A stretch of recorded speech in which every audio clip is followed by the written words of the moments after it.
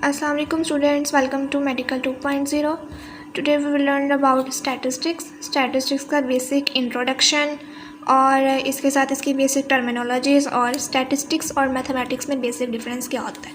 सबसे पहले देख लेते हैं कि अगर मैं यहाँ पे कहूँ कि दिस इज़ स्टैटिस्टिक्स एंड इधर मैं कर रही हूँ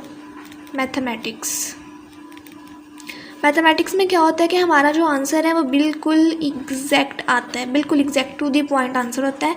लेकिन स्टैटिस्टिक्स में राउंड ऑफ करके हमारे पास रैंडम आंसर्स आ रहे होते हैं, आंसर हमारा रैंडम होता है।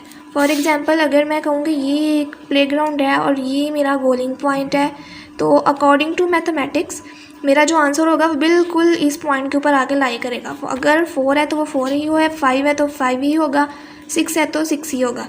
लेकिन स्टैटिस्टिक्स में क्या होगा, स्टैटिस्टिक्स में इस पॉइंट पे हमारा एग्जैक्ट आंसर नहीं आएगा, इसके इर्द गिर्द करीब करीब कहीं पे मेरा आंसर लाई कर जाएगा।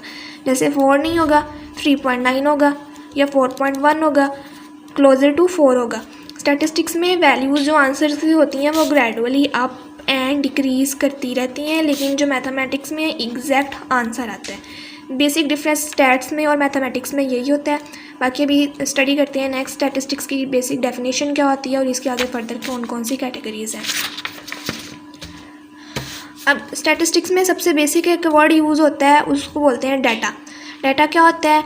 Any information about any thing is known as data. मतलब आपके पास कोई भी इंफॉर्मेशन है, किसी चीज़ से भी रिलेटेड इन्फॉर्मेशन है, रैदर वो एक एरिया की पॉपुलेशन है, किसी स्कूल के स्टूडेंट्स का डाटा है या कुछ भी है, किसी एकेडमी के स्टूडेंट्स का डाटा है, कोई यूनिवर्सिटी का डाटा है, किसी रियल एस्टेट का डाटा है, कोई भी इंफॉर्मेशन है, उस इंफॉर्मेशन को आपने बोलना है उस चीज़ का डाटा। अब फॉर एग्जांपल एक यूनिवर्सिटी है, उसके अंदर स्टूडेंट्स का इंफॉर्मेशन होगी, उनके मार्क्स होंगे, उनके डिपार्टमेंट्स होंगे एंड सो ऑन फर्दर, वो सारा उनके पास होगा डाटा। स्टैटिस्टिक्स में बेसिक चीज़ जो यूज़ होती है वो हर जगह पे डाटा यूज़ होता है। डाटा के ऊपर हम स्टैटिस्टिक्स के सारे रूल्स अप्लाई करते हैं। अब डाटा के बाद आ जाती है स्टैटिस्टिक्स की डेफिनेशन क्या है। स्टैटिस्टिक्स की डेफिनेशन को इस तरह से डिफाइन किया जाता है कि the data collection, analysis, representation and interpretation of a numerical value is called statistics. इसमें हमने 4 चीज़ें देखी कि डाटा का कलेक्शन कैसे होगा। जैसे कि आप डाटा का कलेक्शन, आप एक स्टूडेंट हैं, आपके साथ आपके फेलोज़ भी होंगे, उनका डाटा होगा, फिर और फ्रेंड्स भी होंगे और क्लासेस डिपार्टमेंट्स भी होंगे, सबका डाटा होगा, उस डाटा का कलेक्शन। फिर अब एनालिसिस क्या होगा? एनालिसिस में होगा कि बहुत सारा डाटा होता है वो यूज़फुल डाटा होता है, बहुत सारा डाटा होता है वो यूज़फुल नहीं होता, वो नहीं चाहिए होता। मतलब हमें जो रिक्वायर्ड चीज़ें होती हैं किसी भी काम के लिए वो डाटा में से निकालनी पड़ती हैं, उसको सेपरेट निकालना पड़ता है, तो वो आ जाएगा एनालिसिस में। एनालिसिस के बाद रिप्रेजेंटेशन क्या होगी कि वो जो डाटा हमने फेच किया था, निकाला था, उसको हम लोग एक ग्राफ की सूरत में रिप्रेजेंट कर रहे हैं, किसी पॉलीगॉन की सूरत में रिप्रेजेंट कर रहे हैं, या हम उसको किसी वेव के अंदर इस तरह से रिप्रेजेंट कर रहे हैं। उस रिप्रेजेंटेशन ऑफ डाटा, इसको हम ग्राफिकल फॉर्म में भी कर सकते हैं या हिस्टोग्राम या कुछ भी। इसके बाद आ जाता है हमारे पास डाटा का कलेक्शन हमने कर लिया, उसका एनालिसिस कर लिया, उसके बाद रिप्रेजेंटेशन हो गई हमारी इस फॉर्म में, और interpretation of a numerical value. अब जो हम लोगों ने डाटा की रिप्रेजेंटेशन कर ली, इससे न्यूमेरिकल वैल्यू जो हमारा आंसर था वो कैसे निकालना है। फॉर एग्जांपल ये मेरे पास कोई भी डाटा था, इसको मैंने इस तरह से रिप्रेजेंट किया, यहाँ पे भी कुछ वैल्यूज़ मैंने लिखी होंगी और मैंने यहाँ पे भी कुछ वैल्यूज़ इस तरह से लिखी होंगी। इन वैल्यूज़ पे कोई ना कोई डिजिट्स लगे होंगे, let's suppose 5, 10, 15, 20 and so on, और इस तरह से इस साइड पर भी, वाई एक्सिस पे भी और वाई एक्सिस पे भी। तो जो मेरे पास अब ये वाला डाटा था, एक फॉर एग्जांपल ये वाला डाटा, इसकी वैल्यू मैं देखती हूँ इधर से लाई कर रहा है 10.5 में और यहाँ से लाई कर रहा है 2 पे, तो मेरे पास अब वैल्यू इसकी आ गई 10.5 और 2, ये वैल्यू आई। तो this is my numerical state of this data.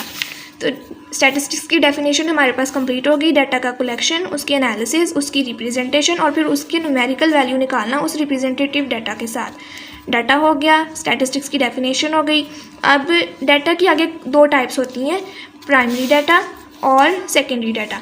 Primary data क्या होता है? ऐसा डाटा जो स्टैटिस्टिक्स में फ़र्स्ट टाइम यूज़ हो रहा हो, या इसको आसान वर्ड्स में हम लोग बोल सकते हैं कि it is first hand data और फ्रेश डाटा। प्राइमरी डाटा वो डाटा होता है जिसको फर्स्ट हैंड टाइम यूज़ किया जा रहा हो। फॉर एग्जांपल के तौर पे ले लेते हैं, लाइक आपने यूनिवर्सिटी में एडमिशन लिया, आपकी यूनिवर्सिटी ने आपसे आपकी कोई इन्फॉर्मेशन ली होगी, लाइक CNIC लिया है, और इसके अलावा जो है आपकी प्रीवियस सर्टिफिकेट्स लिए हैं, प्रीवियस सर्टिफिकेट्स के अलावा इंटर के मेट्रो के मार्क्स वगैरह लिए हैं, वो उन्होंने फ़र्स्ट टाइम आपके यूज़ किए हैं आपके फर्स्ट ईयर ऑफ ग्रेजुएशन में, तो आपका वो वाला डाटा उनके लिए प्राइमरी डाटा था। अब हर साल यूनिवर्सिटी एग्ज़ाम कंडक्ट करेगी, हर साल रिजल्ट अनाउंस करेगी, जब तक आपकी ग्रेजुएशन कंप्लीट नहीं हो जाती हर साल आपका जो पहले साल में आपने उनको अपना प्राइमरी डाटा प्रोवाइड किया था वो उसी को रीयूज़ करते हुए आइंदा सालों के लिए सारा काम करेगी, तो वो डाटा फिर बन जाएगा सेकेंडरी डाटा। पहला जब फर्स्ट टाइम उन्होंने आपका डाटा यूज़ किया तो उनके लिए प्राइमरी डाटा था, देन उन्होंने उसको बाद में रीयूज़ किया नेक्स्ट ईयर्स के अंदर, तो वो उनके लिए सेकेंडरी डाटा था। प्राइमरी डाटा को फर्स्ट हैंड डाटा भी बोल सकते हैं और फ्रेश डाटा भी। वो डाटा जो स्टैटिस्टिक्स में एक बार भी इस्तेमाल ना हुआ हो उसको प्राइमरी डाटा बोलते हैं, जिसपे स्टैटिस्टिक्स के जो रूल्स हैं मीन, मोड, मीडियन वगैरह वो कभी भी इस्तेमाल ना किए गए हों, उनको भी हम लोगों ने बिल्कुल फ्रेशली यूज़ करना हो, तो this is primary data. Secondary data में क्या होगा, the data which is use in statistics process at least one time is known as secondary data. मतलब कि ऐसा डाटा जिसपे एट लीस्ट एक दफ़ा स्टैटिकल रूल्स अप्लाई किए गए हों, उसको हम लोग डाटा का रीयूज़ भी बोल सकते हैं और अनफ्रेश डाटा भी बोल सकते हैं। अस्सलाम वालेकुम students, welcome to medical 2.0। Today we will learn about statistics. अब इसके बाद स्टैटिस्टिक्स की कुछ बेसिक रूल्स आ जाते हैं, जिसके अंदर हमारे पास आ जाता है मीन था, मोड है, मीडियन है, वेरिएंस और स्टैंडर्ड डेविएशन है। इसके अलावा सैम्पलिंग होती है, प्रोबेबिलिटी होती है, जिसको with the passage of time and with the passage of syllabus को कवर करने हैं। मीन क्या होगा, मीन की डेफिनेशन में the sum of collection of numbers divided by the two numbers, और या उसकी जो टोटल वैल्यूज़ होती हैं। आगे मीन की भी डिफरेंट टाइप्स हैं, जिसमें आता है मीन है, simple mean, arithmetic mean, geometric mean, harmonic mean, average mean, जो उसकी टाइप पे डिपेंड करते हुए उसका रूल हमने उस तरह से अप्लाई करना है। फॉर एग्जाम्पल अगर मीन की एग्जाम्पल में देखें, हमारे पास कुछ डाटा मैं यहाँ लिखती हूँ 2, 4, 6, 8, 10, दिस इज़ डाटा। अब इसका अगर मीन निकालना है तो इसकी नंबर ऑफ़ वैल्यूज़ कितनी है, 1, 2, 3, 4, 5, तो 2 + 4 + 6 + 8 + 10 divided by their number of values 1, 2, 3, 4 and 5। तो जो भी हमारे पास यहाँ आंसर आ रहा है वो इसका इस डाटा का मीन होगा। मीन डिनोट किया जाता है x बार से। एंड इसके बाद है मीडियन।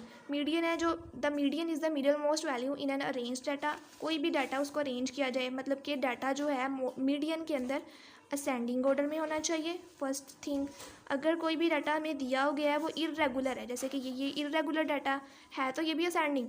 फॉर एग्जांपल अगर कोई 3, 6, 2, 7, 8, 10 इस तरह से डाटा है, इसको पहले असेंडिंग में करके उसके बाद इसके ऊपर इसमें से देखना है कि सबसे मिडल में कौन सी वैल्यू आ रही है, मिडल मोस्ट वैल्यू होगी वो होगी उसका मीडियन होगा। अब फॉर एग्जांपल ये डाटा अगर देखें ये अरेंज वे में है, असेंडिंग वे में है, तो इसमें क्या होगा, इसमें इसका मीडियन कहाँ आ रहा है 2, 4, राइट साइड से एक पेयर कर दिया 8 और 6, लेफ्ट से एक पेयर कर दिया, बीच में बन रहा है 6, तो 6 जो है वो इसका मीडियन बन रहा है इस डाटा का। इसी तरह मोड है। मोड क्या होता है, मोस्ट फ्रीक्वेंट वैल्यू, मतलब कि मोस्ट रिपीटिंग वैल्यू। अगर इसकी डेफिनेशन में देखें तो मोड है the most frequent value in a data is called mode, और इसकी वैल्यू बार बार रिपीट हो रही होती है। फॉर एग्जांपल एक ये डाटा है 2, 4, 5, 5, 6, 7, तो मोस्ट रिपीटिंग इसके अंदर क्या आ रहा है 5, तो that is called its mode.